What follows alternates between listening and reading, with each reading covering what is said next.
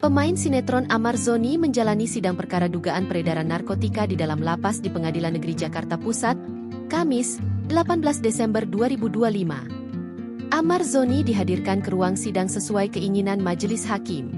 Sebelumnya, Amar Zoni menjalani sidang daring dari Lapas Super Maksimum Security Karanganyar, Nusa Kambangan, Cilacap, Jawa Tengah. Saat sidang, salah satu saksi, Eka Karjareja yang bekerja sebagai petugas keamanan Rutan Salemba, mengatakan, menggeledah dan mengamankan Amar Zoni terkait peredaran narkotika dalam lapas. Saya yang memeriksa dan menggeledah terdakwa 6, Amar Zoni, di Rutan Salemba, saya lakukan atas instruksi pimpinan, kata Eka di depan majelis hakim. Eka melakukan pemeriksaan di area-area tersembunyi, hingga menemukan benda mencurigakan yang diletakkan di tempat yang tidak biasa. Saat digeledah di atas pintu, terdapat barang bukti yang kami duga adalah sabu-sabu dan ganja, jelasnya.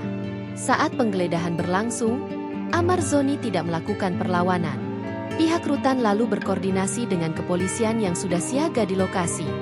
Jaksa Penuntut Umum, JPU, menceritakan peran Amar Zoni dalam kasus dugaan peredaran narkotika di dalam lapas.